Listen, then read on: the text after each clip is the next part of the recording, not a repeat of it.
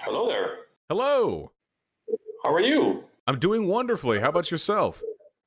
Good. How's the volume on your end? Volume sounds pretty good, at least from what I can see in the levels. Okay, great. Fantastic. Did you want to appear on video, or would you prefer to just go audio? Let's just go audio if that's okay with you. Yeah, works fine for me. Would you like to introduce yourself, or shall I list off your many and significant accomplishments? Oh, stop! You're making me blush. I can certainly give you a very brief overview of who I am and what I stand for. Absolutely. Let me know when you want me to do that. Oh yeah, no. Please go right ahead, and then we'll get started. Okay. Well, hello. My name is Phil Gurski. I'm Canadian. I spent 32 years in Canadian security intelligence, both on the signals intelligence side and on the human side. So working both for CSE, or Communications Security Establishment, Canada's Signals Intelligence Organization, as well as the Canadian Security Intelligence Service. And the latter half of my career was focused on terrorism, i.e. counterterrorism. I retired from the Canadian government in April of 2015. And since that time, I've written 5 books on terrorism, focusing pretty well, not exclusively, but mostly on Islamist extremism, i.e. jihadis, and have been anything but retired, been almost as busy as I was when I worked in intelligence as I am right now. Yeah, very much not in retirement then. Yeah, so I saw an interview that you had a while back with a Twitch streamer named Destiny, and Yes. You're right. I was curious in I guess further exploring a couple of the subjects that were discussed back then. So one thing that I feel is often the case when it comes to online discussion amongst left-leaning people is that oh, hold on one second. There's an echo on your end. Do you have any earbuds or a headset? I am wearing a headset. Oh, interesting. How is it is the sound being broadcast out loud? Hang on. Go ahead. It should be. Hello?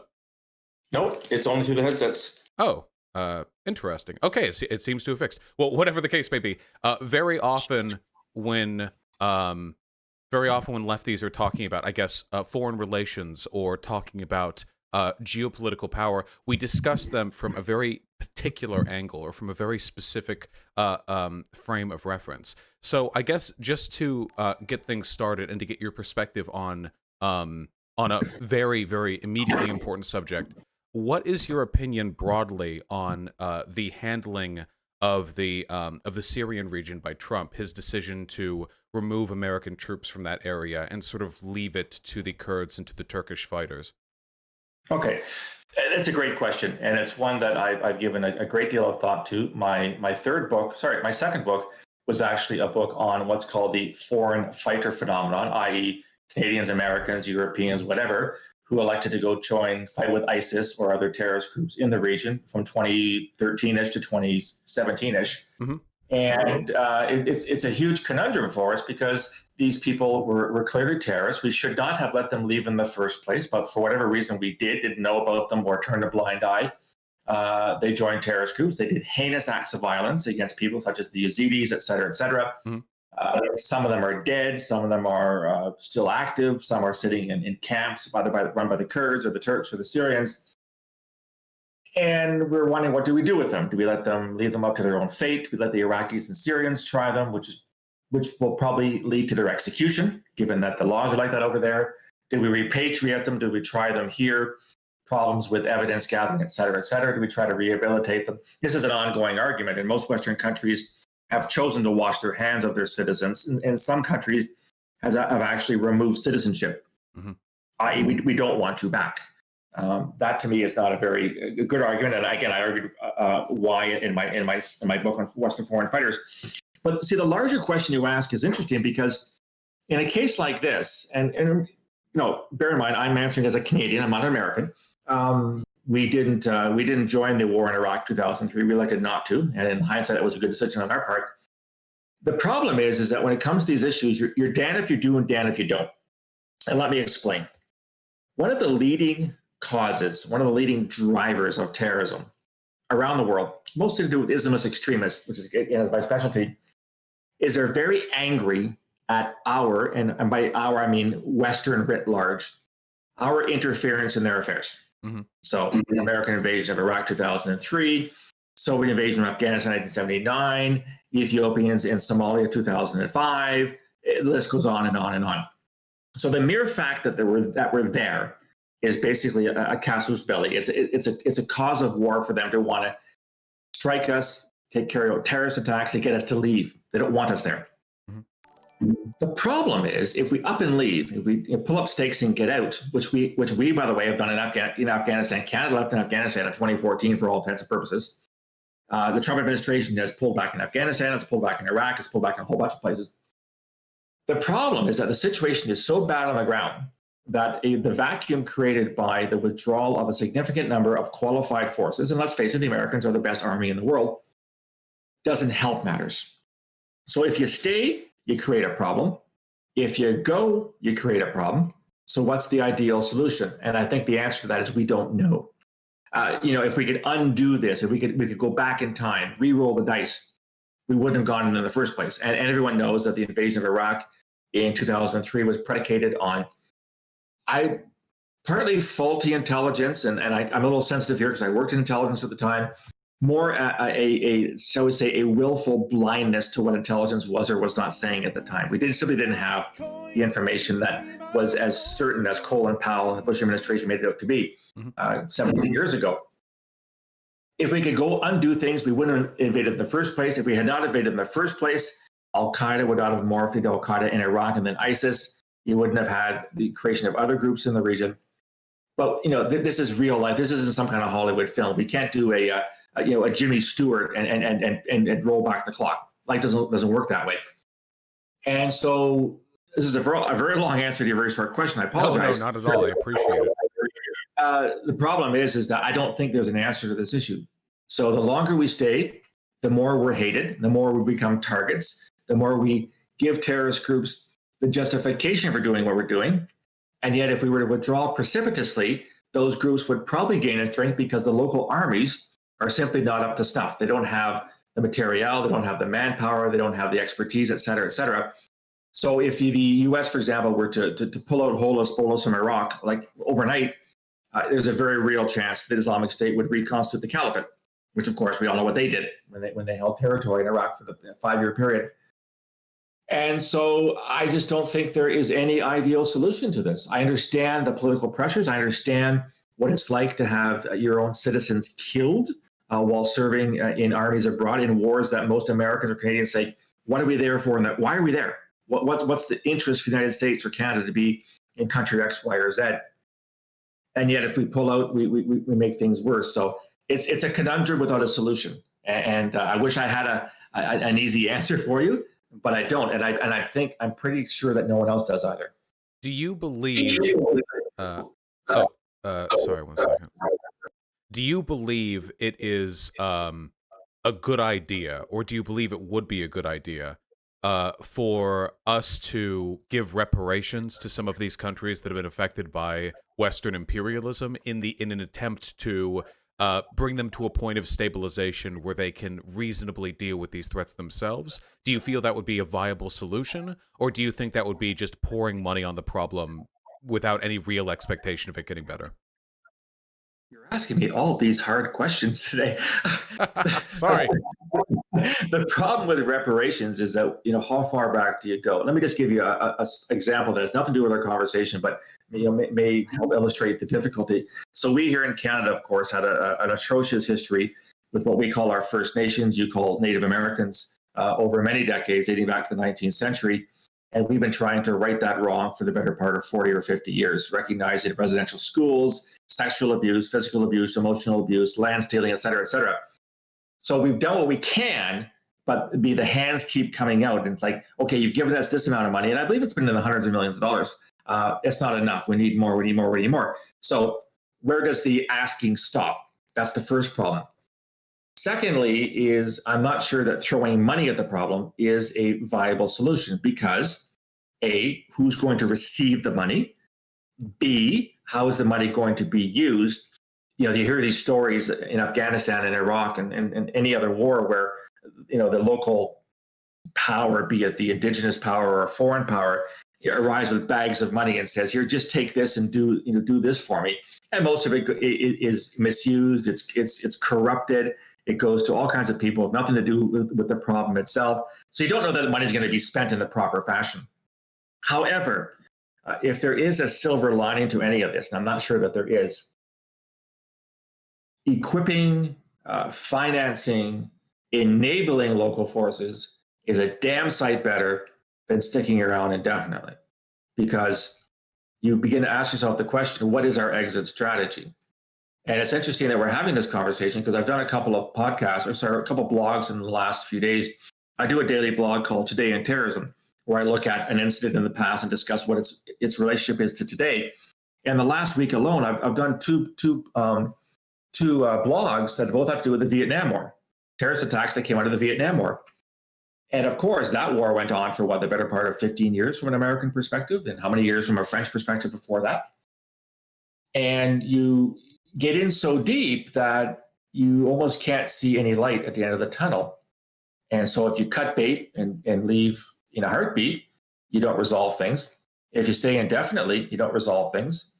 If you try to enable local partners, you have to ensure the local partners are A, capable, B, on your side, not the other side, and C, aren't as corrupt as hell. We're going to take these oodles of cash and use it for purposes that have nothing to do with trying to resolve differences, create a stable environment, right historical wrongs, and create a society that is basically a self-functioning society.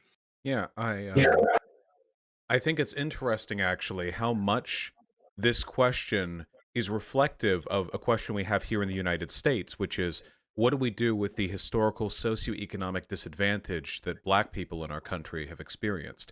We know in our country that Black people are, for example, more prone to criminality due to a wide variety of sort of, surrounding conditions. And the question is, and we talk about this almost in the same way that we do about countries that have suffered extensive foreign interference, do we just throw money at the problem, or do we recognize there are deep underlying issues, infrastructural issues that need to be addressed before it's even possible for us to, bring these groups up to par? I think, especially in the case with the Middle East, we've seen the consequences of America acting as the world's police. We've seen the animosity that it's driven, and I think in a way it's analogous almost to the over-policing of some communities in this country. And in both instances, I think, or at least I imagine you would agree, as you just said, that allowing these countries to deal with these problems on their own, with the tools necessary to deal with these problems on their own, is probably the best long-term solution. It is. You have to accept that there'll be further disorder rather than order in the intermediate period.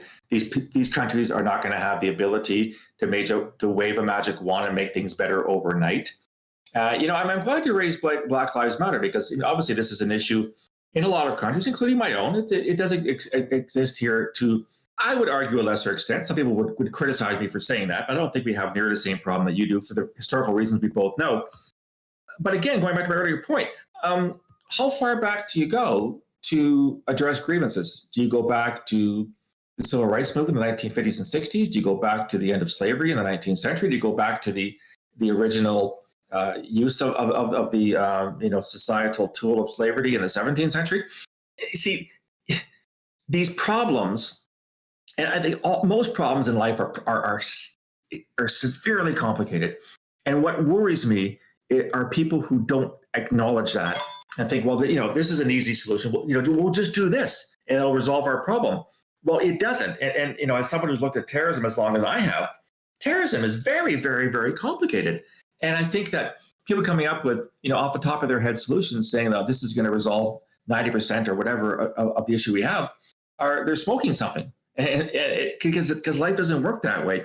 True. And I just wish that we would acknowledge that these issues, and they are intractable issues, they are longstanding issues, require a lot of very bright people who have good intentions. They don't have vested interests necessarily, who will admit that there's things they don't know, who will admit that they don't have the answers to everything, and are willing to collaborate to find the best way forward, because it's complicated as much of life is. And that's what worries me, is that we ignore that fact. Are you at all concerned with the preponderance of Islamic terrorism or jihadism in what we generally refer to as the West, with or with terrorist cells developing in Europe, America, places like that? I am. Okay, so obviously I have a biased perspective because I worked on Islamist extremism for 15 years with the security service. I've written, as I said, I've written 5 books on the matter. I've worked on hundreds and hundreds of cases. I've talked to counterterrorism officials in over 70 countries around the world when I worked as an intelligence analyst. I would like to feel I'm well versed in the subject of Islamist extremism. I don't use the term expert, by the way, because to me, experts are meaningless. Everyone's an expert. You turn on CNN, you turn on CBC, whatever. So-and-so is an expert. They can't spell terrorism, but they're an expert. So I don't use the term for myself. So I do have a jaundiced view because that's what I did. However, I think if you look at numbers, and there's been excellent reports put out by an institution out of Australia, and it's they write what's called the Global Terrorism Index. It's the Institute for Economics and Peace, I believe it's called, out of Australia. And every year they put out a global terrorism index. I mean, what happened the year before? And they'll look at trends. They'll look at what's changing, what's not changing. The most recent reports for 2019, and they found, and you can look it up, it's Global Terrorism Index, more than 80% of all terrorist deaths around the world were carried out or were occurred in attacks carried out by Islamist extremists, i.e. ISIS, i.e. Al-Qaeda, i.e. Al-Shabaab, i.e. Boko Haram, i.e. pick any one of 1,000 different terrorist groups. So to my mind, if you look at it globally, there's no question that Islamist extremism is by far the greatest terrorist threat we face. There's other threats we face, but the greatest terrorist threat is Islamist extremism. Now, in the Western world, I would also argue that in most countries, with the possible exception of yours, Islamist extremism is still the number one threat. You're still seeing arrests in the United Kingdom, in Germany, in France, in Spain, here in Canada, of individuals who buy into this jihadi mentality. What's complicating things is that there are other types of terrorist threats that I don't like the term rising because they've always been there, but are attracting a little more attention. And of course, in your country, we're talking about the far right, white supremacists, white nationalists, Boogaloo boys, the 3%ers. I mean, there's a whole shitload of groups that are, right of the spectrum, neo-Nazis, et cetera, et cetera. We have them here in Canada as well. They're a problem, and they're a problem for the FBI, and they're a problem for local police forces. So they have to be looked at. I would still argue that worldwide, they do not pose nearly the same threat as Islamists, but they cannot be ignored. Here's a third thing we have to worry about. One we haven't had to worry about for quite some time now. There is a movement, there's a phenomenon, movement's not the right word, that one would call sort of leftist terrorism, be that eco-terrorism, be it anarchist terrorism like the Black Bloc, for example, which is also out there. And again, I'm not overemphasizing how dangerous these wankers are. They're not for the most part, but there are violent elements within those particular organizations. What this means is that your security intelligence agencies and your law enforcement agencies are forced to look at multiple threats simultaneously. And why this is challenging is that, let's face it, for the past 20 years, almost, since 9/11, what's been our unerring focus? Jihadis. Why? Because 3,000 people were killed on 9/11.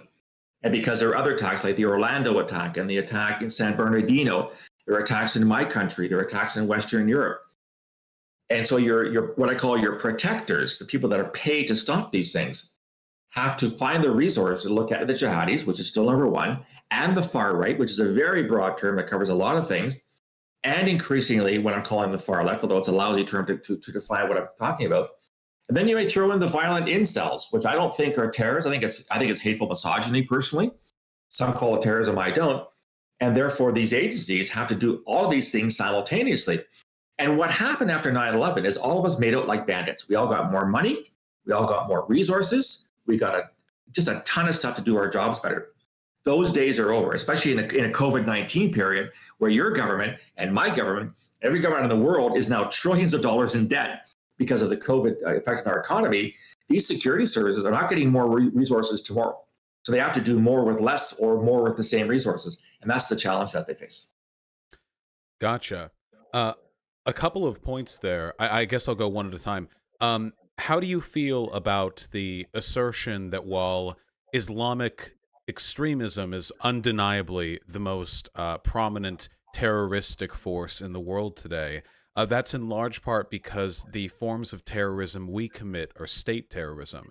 That when you have a person like George Bush go up and say that God told him to invade Iraq, and then we go ahead and kill 500,000 people in that country, we've single-handedly accounted for more deaths right there than every case of Islamic, terrorist extremism for decades ahead and behind combined. But we did it all sort of through the legitimacy of a state apparatus, even though it was fundamentally motivated by a reflection of the same basic beliefs: the Christian nationalism, the far right extremism, the ethno supremacy. All the basic intents were there. It was just we did it through a state, and they didn't have the money to. Yeah, as I already said, I think that when you decide to go and invade a country, attack a country, bomb a country, whatever a country, you're creating the conditions under which you create more terrorism, not less. I have no problem. I've been consistent on that since day one. I remember, I was true story. I was in Windsor, right across the river from Detroit, in March of 2003. I was giving a presentation to American and Canadian law enforcement. And I said point blank, because we all knew Iraq was coming, right? We all knew the Bush administration was going to launch an invasion of Iraq because that's where all the signals were pointed. And I got up literally 2 or 3 days before this happened. I said, this is a bad idea, guys. If we, and by we I meant the Americans, because we had already decided under the Croatian government not to participate. If you guys go in, this is going to be a shit show. Not only are you going to kill a lot of people, you're going to make the problem worse. And obviously, 17 years later, we know it became much worse. As I said, Al Qaeda, which did not have a major presence in Iraq in 2003, developed one, and they morphed eventually into Islamic State. So I don't disagree with you that the actions that we take could certainly be interpreted and construed as state-sponsored terrorism, because the thing with terrorism is it is in the eye of the beholder. And I'll go back to a famous argument that Ronald Reagan made in the middle 1980s, right, about terrorists and freedom fighters. I was in Nicaragua in 1986. It was a church I belonged to. We were doing some humanitarian work in Nicaragua, and I saw the effects of the Contras, what Contras were doing to Nicaraguan communities. And they were supposedly anti-communist freedom fighters fighting those sons of bitches of Sandinistas who were communists, who had overthrown a brutal dictator, Anastasio Somoza. It's all about perspective. So I certainly don't have a problem accepting that what you choose to call terrorism is extremely subjective. And this is part of the problem of trying to come up with a common definition and appreciation for what the term means. I don't know if I'd go as far as to say what the Bush administration's invasion was what I called state-sponsored terrorism. I would call it state-sponsored idiocy. I would call it state-sponsored violence. I would call it obviously an invasion of a sovereign country with no real reason to do so. And we're in the situation we are today because of that. Gotcha. Do you believe that the term, you just said that terrorism is in the eye of the beholder, and I agree completely. It's the attack on civilians for political purpose, and I mean, if you're like an Iraqi child in 2003, you're not going to look up and see drones flying overhead and think, well, at least they're doing it flying a nation's flag, So obviously, the sort of the semantic difference between what constitutes a terrorist attack and what constitutes like state-sanctioned terror and what's just an act of war, it gets very fuzzy, and it feels like it's only really relevant from a distance. When up close, the outcomes feel very similar. Do you think the term terrorism is useful sociopolitically at describing a particular type of behavior, or do you feel it is frequently coded to refer only to some groups to deliberately delegitimize their violence, but not as much to other groups, to sort of preserve a veneer of legitimacy to their violence? Damn, another tough question. The bottom line is that there is no consensus of what terrorism means. So a colleague of mine who's named Alex Schmidt, he and I are both associated with the International Center for Counterterrorism in The Hague. He wrote a paper years ago in which he combed the world's legal codes and academic work, et cetera, to come up with a definition of terrorism. And I believe he stopped counting at 200. So, so there are 200 definitions of terrorism. Even my own country, Canada, does not define terrorism in our criminal code. We define terrorist activity, not terrorism. And I think that's because we just couldn't come up with an easy definition. I think the term has become highly problematic. Certainly, people are called terrorists for all kinds of reasons. You've already alluded to them. And if you're a young Iraqi child, do you really care whether your family was just killed by ISIS or an American drone? No, you don't. And you're going to probably want to seek revenge or some kind of justice or whatever down the road for the fact that someone violently took your family away from you. The niceties of whether it was terrorist or freedom fighter or whatever, you don't care kind of thing.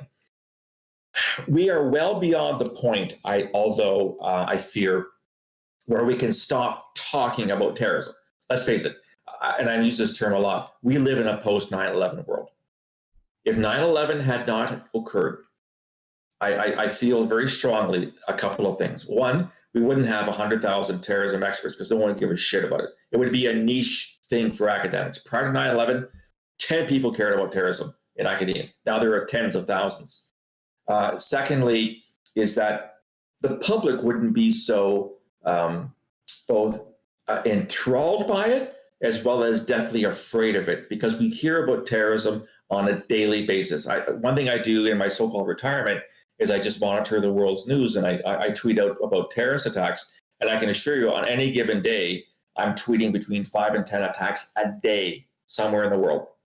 I'm not saying this is all a product of 9/11, it's not, but the way we look at terrorism has been informed on what happened on that September day in 2001. That's just the era we live in. The same way you could talk about, the post-World War II era or the post-Cold War era. I was part of that too when I worked in intelligence, very different time. So we can't stop talking about terrorism because it's just too ubiquitous. It's just too much around us. And too many people are looking at it, tweeting about it like me and writing books about it and articles, et cetera, et cetera. I think what we have to start doing, though, is start to ask ourselves, what do we really mean by it? And to me, the definition that we use here in Canada for what is an act of terrorism is it is a serious act of violence. So it has to be violent in nature. And it has to be something that's planned and or carried out for political, religious, or ideological reasons. That's what the Canadian Criminal Code says in section 83.01. Now, that is already problematic. What does political mean? You would argue that the Bush administration decision to invade Iraq was political, and it was serious violence, ergo it was terrorism. I don't see this as a solution to our problem, but I do think we have to start looking at what it is we really mean by labeling one person a terrorist and another person not. And I didn't fall off the turnip truck yesterday. I have no illusions. You and I are going to resolve this today or anytime soon. But at least we have to start having the conversation, because the way that we're looking at it now is unhelpful at a minimum, and you could argue is exacerbating the problem at the other end. Gotcha. Fantastic. Thank you very much. I have one more question on this topic, and then I'd like to move a segue, if I would, to left-leaning groups. So, with regards to Islamic terrorism, do you feel that, in a sense, the Western world, particularly America, took the bait? One of the described intentions of Islamic terrorists at the beginning of the 21st century was to exacerbate racial and ethnic tensions between Muslims, Arabs, that group, generally, broadly, and people in the West. And in doing so, the mistreatment that those groups would experience in those countries would drive them to radicalization. Do you feel we kind of took the bait there, that we ended up doing for them what they wanted? Absolutely. I think that when the Americans, when the Bush administration decided to go into Iraq in March 2003, I'm guessing Bin Laden did a little dance. I don't know if Bin Laden danced, because he probably saw it was haram, because dancing is fun, and these guys don't believe in fun. But I imagine Bin Laden just about shit himself with joy, because he said, here I am sitting in a cave somewhere in Afghanistan. I've got bunker buster bombs. I've got all kinds of people on the ground trying to find me. And now you've turned your attention to the country a couple doors over, and you're going to beat them up instead. And basically what that did is that took the foot off the gas in terms of the Afghan program. There's no question about that. And you're right. I think Islamist extremist groups state quite boldly that they're trying to goad us into attacking, invading, etc., because they know that in any given attack or plan or anti-terrorism drone strike or cruise missile strike or whatever, they're going to be terrorist casualties. And personally, I have no problem with that. A dead terrorist is a good terrorist as far as I'm concerned. But they're also going to be civilian casualties. And if you look at some of the information coming out of Afghanistan in terms of numbers of civilian casualties over the past 20 years, yeah, a lot of them were at the hands of the Taliban, a terrorist group, and they killed them on purpose because the Taliban are a bunch of jerks. But a certain percentage were also carried out by the West, NATO, etc., that had a mission in Afghanistan. Every civilian casualty is one more reason why terrorist groups say, look, we're not the bad guys. They're the bad guys. They're the ones launching drones and killing your son and your daughter and your mother and your father. We're here to protect you, which is, of course, complete bullshit because all they want to do is impose their antediluvian, centuries-old misinterpretation of Islam on everybody else. But they can use that basically as a recruitment tool. And we drank the Kool-Aid. There's absolutely no question in my mind that by doing that, we took our eye off the ball, which is probably why bin Laden lasted for almost 10 years after 9/11. And we created a problem where there wasn't one before. Okay, yeah, I'm really happy to hear we agree on that. To move, I guess, a world over, I was curious about some earlier comments that you had made about left-wing terrorism. Now, I don't deny that it exists, of course, and eco-terrorism is probably only going to be more of a problem. Well, I guess problem is a matter of perspective there. It's going to be more frequently occurring as climate change ramps up. But speaking as, I mean, I guess I can speak to this. I've worked previously with Antifa groups while I was in college. Back then, because it was a bit of a quieter time, it mostly just meant hoarding food and distributing it to the poor. Because most of what Antifa does is mutual aid. But my experiences with those groups were generally positive. And I was wondering what you thought about President Trump's stated interest in declaring Antifa a terrorist group.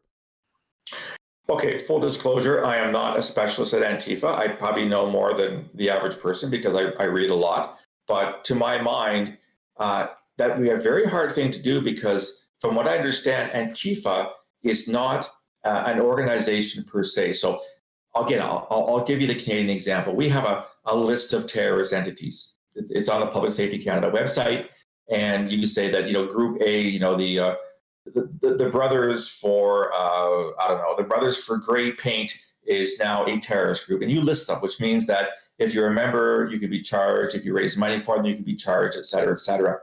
The problem with Antifa, to the best of my knowledge, is it's not a group in the same way that the Three Percenters is a group, or Al Qaeda is a group, or the Black Bloc is a group. And therefore, for the president to say he wants to list them, it's like nailing Jello to the wall. What do you list? Whom do you list? How do you list it? And this is why I think there was a lot of criticism when he said that. Not so much that people didn't think that there were elements in Antifa that were problematic. And let's face it, there are violent elements to Antifa. And given what Antifa stands for, you just told me partly what Antifa stands for. If they were to carry out acts of violence, those would be acts of violence committed in part for ideological reasons, which by my country's definition constitutes terrorism.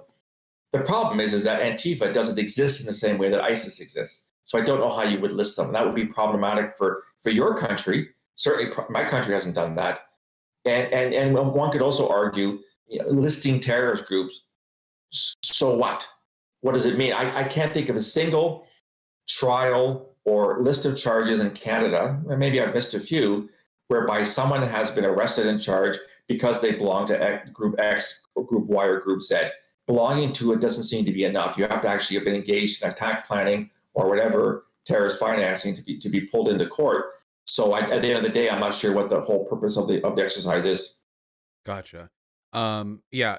In my experience, and of course it's been a little while, I remember Black Bloc is a protesting tactic, more so than it is like a subgroup of Antifa when you show up in given clothes or when you act in a certain way. But the thing is, and I completely agree with you with what you said there, because with regards to Antifa, everyone knows what Antifa looks like. They wear the black and they have the flag, and they show up at these protests. But the thing is, there's no registry. Anyone can show up in black and hang out there. And there are people there who are with the same groups who don't show up in black. So it seems like the natural consequence of trying to make this a terrorist group is that we're just giving police sort of carte blanche permission to attack or to arrest anyone who protests against any existing far right group, with regardless of what they do or how they dress, which is really, really scary. And it feels like we're, here in America at least, moving to a point where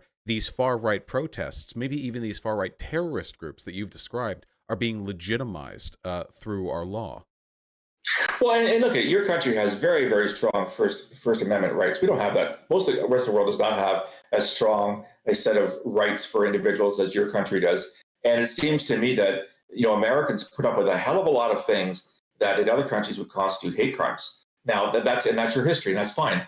But it seems to be that I agree with you what you're saying. You can't arrest somebody just because they're there. To me, first of all, it's a waste of resources. Why the hell would you ask your law enforcement to round up a whole bunch of people who are perhaps demonstrating very vociferously and yelling all kinds of nasty things, but are not actually engaged in acts of violence or the planning of acts of violence? That's where you want the resources to be focused. You don't want people blowing shit up. You don't want people killing people. But for people to be yelling at epithets or swearing at people across the line, that's not an offense in your country, and it's not an offense in most countries. To me, that's a complete misconstrual of what it is we're trying to do here. And so I think on that front, we absolutely agree. Again, the violent elements need to be addressed, and I would imagine that groups like Antifa or Black Bloc or whatever, Black Lives Matter, would themselves want the violent elements to be sidelined because A, it gives them a bad name, B, it convinces some people that the entire movement has been infiltrated by violent people, and therefore that the entire movement has now become violent. That's the last thing you want if you think you have a legitimate cause, legitimate message to spread. You don't want the attention of law enforcement, security, intelligence, because you're not the problem. It's the tiny minority that either take advantage of you, who believe in what you believe in, but are convinced that they can only get their way violently, or, and as we've seen in the United States, especially people from far right groups that infiltrate far left groups and carry out acts of violence, acting as if they're part of the far left to get the attention of law enforcement, security, intelligence. Yeah, I largely agree with you. A linguist and philosopher named Noam Chomsky once said that in America, Antifa is a gift to the right, and at times I'm inclined to believe him. That the way they pursue their tactics makes it very easy for the media to equivocate them and their actions with the actions of the far right groups they're fighting, even if, at least from my perspective, the actions and beliefs of Antifa are largely justifiable, certainly when paired up against those of the neo-Nazis they'll often protest against. I would like to see, what would be ideal for me is that whatever we consider Antifa is literally just citizens' actions groups.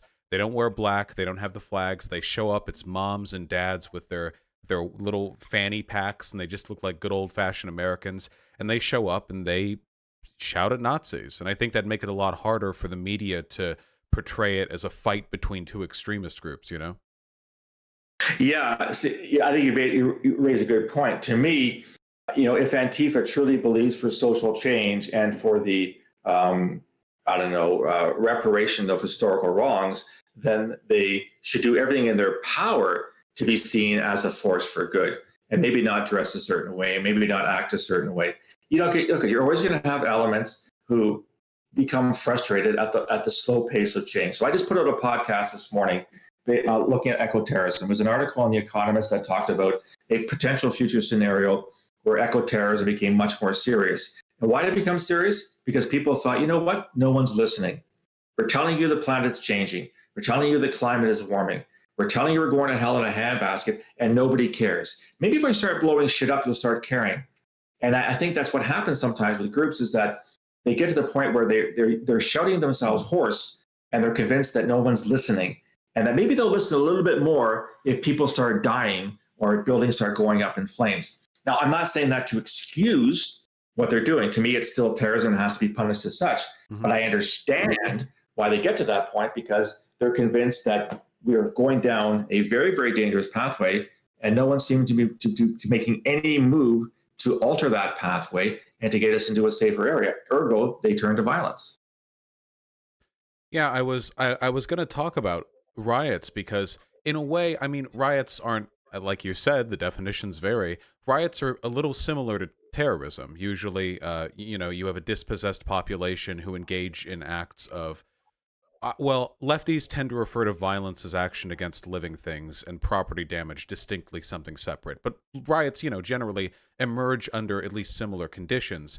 And I was wondering, how do you feel about the media response to the outburst of rioting and arson that took place, at least in the first couple of days following the death of George Floyd? Mm, yeah. Well, again, speaking as somebody who used to work in security intelligence and who was basically sworn to uphold the law as it stands, the law, good, bad, or indifferent. I hear I'm quoting Inspector Javert from Les Miserables, the great role played by Charles Laughton in the 1930, whatever it is, film. The law is what it is, and I have to uphold it. There is a part of the criminal code under Section 83.01 in Canada, which does talk about infrastructure damage in the pursuit of an ideological or a political end actually constitutes a terrorist act. Now, when you're talking riots, that's something I think a little bit different. Now, I'm not an expert on crowds. I'm not an expert on how crowds move in a certain direction or how crowds change their activity in a relatively rapid period of time as things are developing.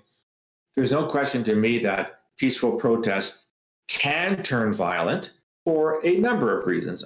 One, there are violent people who happen to be part of the movement that is demonstrating. They may be reacting to what they perceive as indifference. They may be reacting to what they perceive as violence on the other side, i.e. law enforcement trying to push them back, or the truncheons come out, or whatever kind of thing. So I think we have to be careful in trying to determine, was there ever truly an ideological or political intent to use violence, whether it's against infrastructure or individuals, or was this some kind of a spontaneous reaction to an ever-changing event? That's really tough to do, right? You can't stop the clock and say, okay, time out here, let's analyze this situation, because it's a fluid, moving kind of thing. You can do so in hindsight. So it seems to me that when you're talking about riots, like in the aftermath of the George Floyd murder, that's a real tough one. I would guess that it's probably all of the above. There probably were individuals using the cover of legitimate protests, in other words, who had every intent of using violence right from the get-go. There were probably those who resorted to violence because of frustration or reaction to violence visited upon them. And there's probably other categories that I'm simply not thinking about off the top of my head. As I said earlier, all this stuff is extremely complicated, and I really get very concerned when people say there's an easy solution to it. No, of course. I don't have answers to any of these questions. The circles that I run in online have a very particular approach towards addressing these issues. I was very interested, and still am very interested, in your perspective. I doubt anyone could answer these, but the perspective is still worthwhile. I guess I have a few more questions. This time has flown by, which is crazy. But I really, really want to know. Do you believe in such a thing as justified terrorism? And we can use the most hyperbolic examples imaginable, like eco-terrorist in the third world destroying an oil rig and it frees up a river that lets the villages fish again, or something like that. Do you believe it is at any point justifiable to take such extreme actions for a better good, or do you think that that's never a justifiable venue for activism? Oh, wow. Not that you have to condone anything or anything. Okay. Let me try to answer this in a different way. I'm not sure this is a satisfactory answer, but I'm sure you're familiar with Augustinian and just war theory in the Christian church, right? War is bad. War kills all kinds of people, all kinds of damage. Usually lasts, the effects last for decades. Wars often spur other wars, and yet there is a doctrine in the Christian church, well, the Catholic church, because when Augustine was around, there's only Catholics around, that under certain circumstances, violence, which is abhorrent to the Christian faith, Christians are supposed to turn the other cheek, blah, blah, blah. We all know what teachings of Jesus had to say about that. There are certain conditions under which violence is okay and or even required, which is what my understanding of just war theory. And trust me, I'm not a theologian. I haven't studied this at the yin yang. But if you think of it that way, you might go to the nth degree and say, well, if that's true, and we accept that there are reasons for just war. So, for example, the decision to go up against Nazi Germany in 1939 was a just war. If we had not done that, he would have kept invading countries. He would have kept enslaving and killing millions of people, and therefore we had no choice but to go to war against Germany and its allies in 1939. So if you use that same logic for terrorism, then you would say, well, I'll take your hypothetical example of the oil refinery that's stopping a river or damaging a fishing ground or whatever it is you want to use.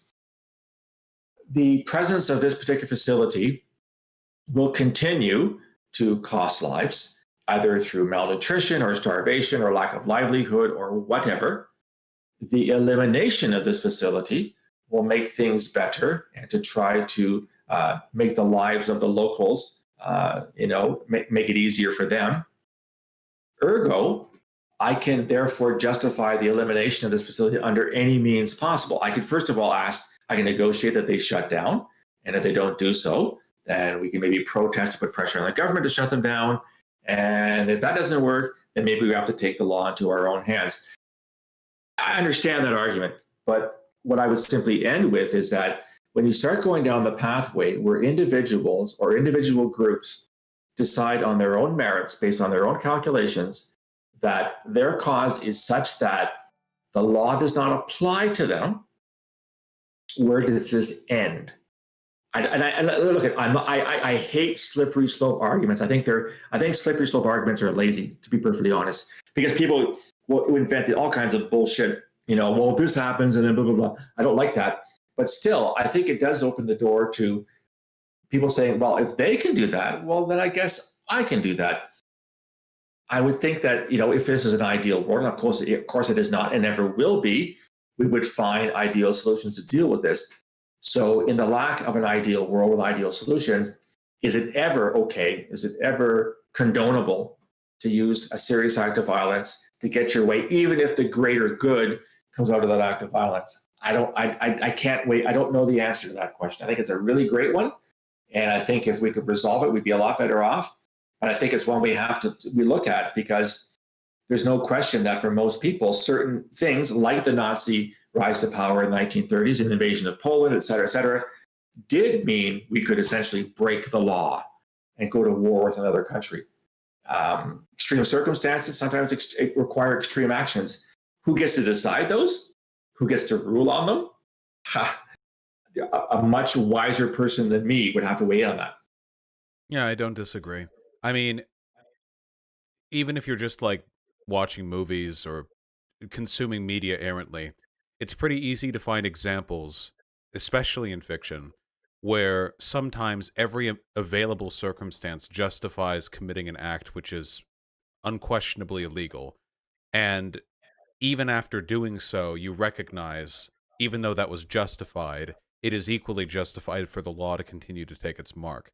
I don't know if there are any easy answers for this, and I don't think that we're going to see a justified terrorism clause in our international law anytime in the near future.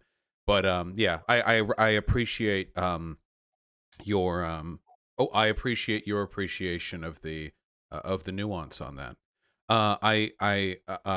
Actually, I can't believe it's been nearly an hour. There's one more question that I'd really like to ask you, and it's a little bit of a vague one, but I hope you'll humor me. Are you at all afraid for the future?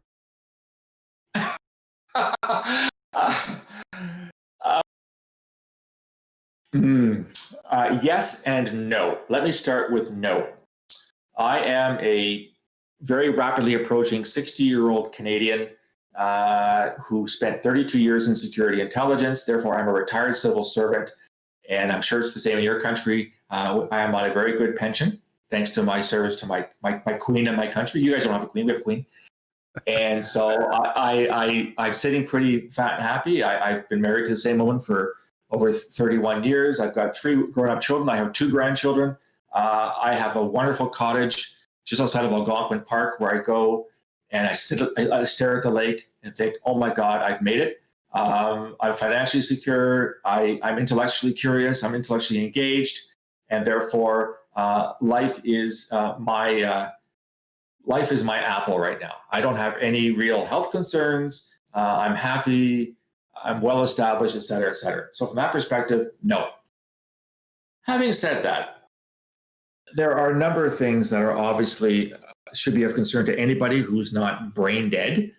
Climate change being one of them. The current COVID crisis obviously has affected us all in innumerable ways. It's almost hard. It's almost hard to remember what it was like before March of this year. In fact, the sort of the first COVID restrictions in Canada happened the day of my wife's birthday, and life has been different since then in terms of who we see, who we don't see, et cetera, et cetera. Violence that's happening around the world is a concern, although I'll come back to that in a second at the end. I want to end positively. I don't want to end on a negative note. I would also say that every era in human history has its challenges, be they societal violence, be they environmental catastrophe, be they poverty, et cetera, and ours is no different. I also worked during the Cold War, where we were really concerned about mutually assured destruction, and it never came to that. But there were times when we were worried that it would. I just started working in intelligence when the Soviets shot down a Korean airliner off the Kamchatka Peninsula in 1983, and there were concerns that would escalate into something really serious. It didn't, in hindsight. So I think that every era in human history has these challenges. So yes, they are to be worried about. But let me end. This is where I want to end on the positive note. You're probably aware of a scholar called Steven Pinker. I am, yes. He's actually Canadian. He's born in Montreal. I got to know Steven Pinker, not personally. I was actually, I taught linguistics at university for years, and he's a linguist by profession. He only became a public philosopher, if you want, in the last decade or so. A couple of years ago, he wrote a book you may have heard of called The Better Angels of Our Nature, where he shows, I think definitively, that human society over the past 10,000 years has become incredibly less violent as measured by death rates and all kinds of things. We are the safest we've ever been as a species in our entire history. It's not perfect, but we're a damn sight better than we were even 100 years ago, where, let's face it, and he goes through he goes through child abuse, he goes through, wife abuse, he goes through all kinds of things. All these problems still exist, but they existed on orders of magnitude larger in the past than they have today. What that tells me is that maybe we're finally waking up as humans and doing things a little better. We're still going to deal with climate change, which unfortunately your president doesn't seem to think exists. At least we do here in Canada.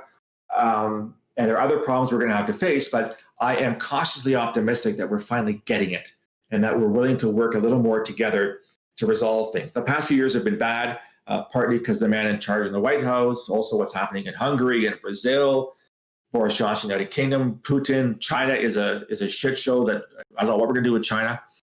But I think that overall, if you look at the world through Pinker's lens, I think you have to admit that we're actually doing better than expected at this point in our human history. And that gives me cause for optimism. But as somebody who still looks at terrorism on a daily basis, I'm still dismayed at the frequency with which terrorism occurs on this planet, still on a daily basis. So I'm not sure if that's a good answer or not, but I'm a glass half full kind of guy. I always have been. I'm an optimist. So I'd like to end this on an optimistic note. Thank you. I really appreciate that. I appreciate you coming on, actually. I found you significantly easier to talk to than I thought I would. What were you expecting? Generally speaking, in the leftist community, there is, I'll say, a pre-existing bias against people associated with state intelligence apparatuses. I can't tell you how much I appreciate you coming on. I really, really do. Thank you so much. I apologize, by the way, for taking so long to respond with the emails. I'm just generally bad at media upkeep. No worries. Well, listen, if you've got more questions, why don't we do this again? I'm just an old retired guy. I'll be sitting at the lake answering your questions. So it's all the same to me. Oh, I've got your Discord now. I'd be happy to. That's right. Let's plan for a future episode then. Absolutely.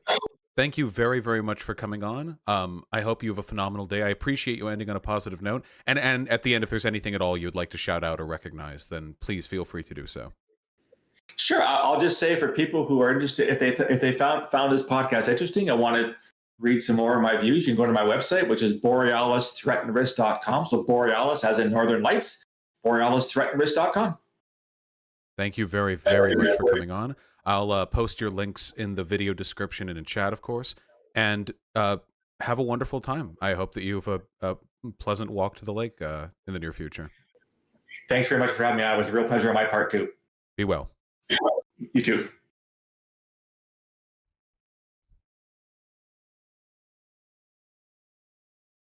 I almost did it again.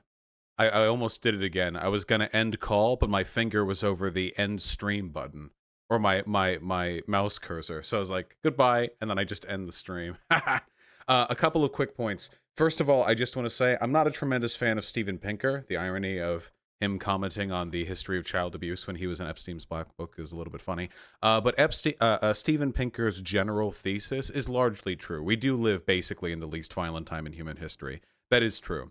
It's not anti-leftist to say that. Marx did acknowledge that, generally speaking, capitalism led to an increase in the general living standards of the proletariat. Even globally, you know, in many parts of the world that we exploit, like, ruthlessly, there have been some improvements. Now, and I will argue this, the existence of improvements is not evidence against the fact that we're still fucking them over. So, for example, if I found an orphan child out there in the park, and I brought them into my house, and I fed them once a day, but then beat them shitless, like, every week, I would maybe possibly be increasing their general standard of living, but I still think you could reasonably fault me for maybe in other ways worsening things for that kid, you know? So it's not enough for things to get better. They have to get better to the reasonable extent to which we're capable. And we're capable of doing a lot better for the developing world especially. With that being said, I wanted to follow up on one other thing that was said, which is about Antifa. So I just want to say, and I think I have better credence to say this than most, since I've literally done work with the organization Antifa. But yeah, I think there are legitimate criticisms to the way that Antifa currently operates that have nothing to do with the moral character of the people who operate there or operate in that way. And everything to do with changing tactics as time goes on. For example, like them wearing masks things, I wonder, keep in mind that at most far-right protests, you have Antifa showing up, and then you have non-Antifa, like, general people who don't like Nazis, you know? And I wonder, like, if every single far-right protest was met with a counter-protest 10 times its size that was just normal-looking Americans, would anyone there really get specifically targeted, especially if they don't fight the Nazis? They just sort of stand back. Unfortunately, right now, like, we don't live in an era where we're going to beat the far right by beating the shit out of them in the roads. You know, that's just not the era that we live in. Right now, we live in an era, most certainly they would just pick someone at random, yes. Well, then there's always somebody whose mask is off at these protests anyway. Like, go to any of these, like, clashes, it's not like everyone on the left has their mask on. There's always somebody to target. Now, you can wear a mask if you want, but the point that I'm getting at here is that we don't live in an era where, like, duking it out is going to win us. Like, we're not in the brown shirt era just yet. We still live in an era of aesthetics, as Madfredite has quoted Contra in saying, and in that respect, the best thing we can do is move people over to the left by putting on as good a face as possible. Remember, for the BLM rallies, remember how all the protesters were always recording everything, and anytime somebody starts shit, they would instantly, like, dogpile that person or tell them to fuck off. Remember that? Remember how there was that one far-right streamer who went to one of the BLM protests? He was like, hey, guys, can you flip this truck? And everyone was like, what the fuck is wrong with you? And they chased him out of the protest. It sounds cucked. Like, I feel like if you went into a tanky Facebook group or whatever and was like, yeah, when we see people advocating for violence against the city, we should chase them out. But that actually is good, and it makes them look good. And that video of this little alt-right little cuck boy running away with his tail between his legs because everyone was like, fuck you, we're not here to turn over trucks, we're here to protest injustice. That makes us look really, really, really good. Anyway, adjustment of tactics is always, a warranted discussion. But ultimately, I think that Mr. Gorski was a pretty fantastic guest. I don't know if you guys noticed, but every single time I spoke, I had to quickly like adjust his volume level so you guys couldn't hear the echo, which is why I wouldn't interject when he was saying stuff very much. Because if I did, it would echo over him, and I couldn't do it that quickly. So I'd have to we'd go in blocks, you know. But whatever the case is, he was actually a really, really, really good guest. And I appreciate perspectives such as his. I saw there were a lot of people in chat trying to collect woke points. I appreciate that. I hope you all enjoy the woke points that you've collected. I hope they're good and tasty and fun to hold. But, like, realistically, like, come on, my dude. He implicitly suggested there are forms of justified terrorism, you know, using, like, theories that we use to justify existing wars. He talked about how BLM is valid, how our mistreatment of Muslim people has led to an increase in terrorism, how we took the fucking bait when it came to 9/11, how we completely over-exaggerate, like, how terrorism is used to discriminate against... Like, come on, guys. Like, that... He's a really, really cool dude, I think. And that's why I wanted to talk to him, because I saw his conversation with Destiny, and I thought he was a really cool guy, and I'm really, really happy to hear or see that he is, you know? Anyway, I really, really, really, really, in your opinion, are most lefties just really brain dead about foreign policy and foreign affairs? I think it's something that a lot of lefties don't really focus on that much, and I definitely think it's a subject that needs to be addressed more often. Provide and critique even to reasonable ex-intelligence people is important? Yeah, of course, but I'm not going to debate anyone here. I'll ask questions, and I feel like the questions I asked were sufficient in challenging some of the presupposed frameworks of the general intelligence community. How valid is the term terrorism anyway? Does terrorism automatically mean bad? Are we just invoking more terrorism by, you know, by treating it and responding to it in this way? I think most of the pushback from chat was that he was just too flippant when assigning the label of terrorist to lefties. Oh yeah, entirely possible. The one thing that I wanted to ask that I forgot to ask was, does he feel like the distinction for Islamic terrorist is a little bit weird, considering that Islamic terrorists believe essentially the same things as American alt-righters, just with Islam instead of Christianity? You know? Because they believe the exact same things. It's like hyper ethno-nationalism to revive, you know, to repudiate a national disgrace and to revive an old order where they'll collectively, you know, bring about it's the exact same thing. Like ISIS is fascist. It's not just like caliphate Islamist extremism. It's fascist, and we should call it what it is, which is fascism. You know, So and likewise, that means fascists over here across the pond are doing their own thing, you know. But I think if I talk with him about that, I would agree. Interesting, he said a dead terrorist is a good terrorist while admitting the label is applied pretty loosely. In the context of that bit, I think we were mostly referring to like ISIS and Al Qaeda members, which I can't really disagree with. Like ISIS is literally like a fascist death cult. I don't care. I don't care that much about those guys. Like, I mean, of course, if you go back far enough, it's all like, you know, well, everyone was radicalized, everyone was born innocent as a child, and so on and so forth. But you could say that about Adolf Hitler, you know. So at a certain point, we have to recognize, you know, we're holding you accountable for what you do and what you are. And when you're a fucking ISIS insurgent, I feel like we're far enough along we've moved down the river far enough that we can make those arguments, you know? Anyway, thank you guys so much for coming here. I was a little worried no one would be interested in this discussion, and that no one would be interested in this discussion, but I'm really happy to hear you guys